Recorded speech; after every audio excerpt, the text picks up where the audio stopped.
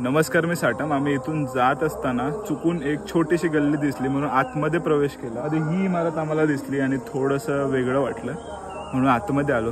थोडंसं टेन्स वातावरण आहे, एकतर 6:45 वगैरे झालेले आहेत संध्याकाळचे आणि अशा म्हणजे काय माहिती नसलेल्या ठिकाणी प्रवेश करणं थोडंसं चुकीचं वाटतं. पण बघितलं येऊन तर इंटरेस्टिंग गोष्ट वाटली म्हणून व्हिडिओ बनवतोय. तर या तुम्हाला दाखवतो, फटफट करूया कारण अंधार पडत चाललंय आणि काय माहिती काही असू शकतं. त्यामुळे मी जास्त रिस्क घेतली आहे. प्रत्येक वास्तूचा एक टाईम असतो, त्या टाईम नंतर थोडं त्या वास्तूपासून दूर राहणं बरं असतं. तर बघा इथे काय लिहिलं आहे, श्री संस्थान गौडपादाचार्य छिंदर मठ.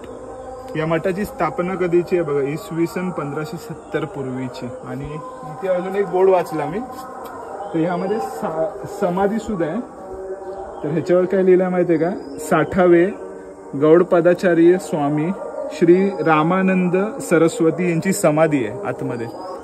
तर आता आतमध्ये चाललो. आवाज थोडा हळू ठेवतो कारण महाराजांची समाधी आहे त्यामुळे आणि त्यांना आपल्याला कुठल्याही प्रकारे डिस्टर्ब नाही करायचं.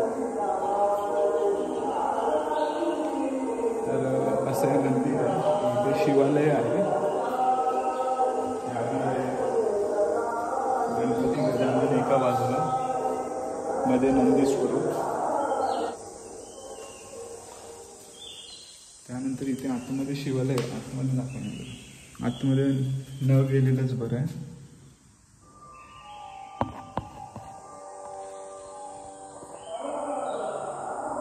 आणि आतमध्ये 2 महानुभावांचे फोटो आहेत.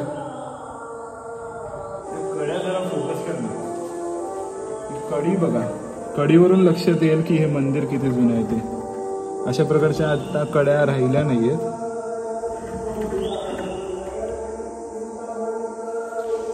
आणि ही आता समाधी आहे. वर सुपारी आहे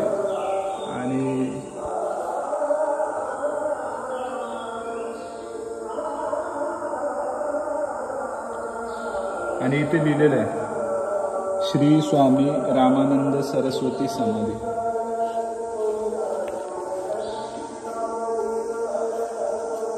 तर असं हे दुर्गम भागातील समाधी स्थळ आहे. तुम्हाला एकंदरीत काय वाटतं ह्याबद्दल ते कमेंट सेक्शनमध्ये कळवा. आणि असे ऑफबीट कोकणातले लोकेशन जाणून घ्यायचे असेल तर त्यासाठी सुद्धा लाईक, शेअर, सबस्क्राईब, फॉलो करायला बिलकुल विसरू नका. हर हर महादेव.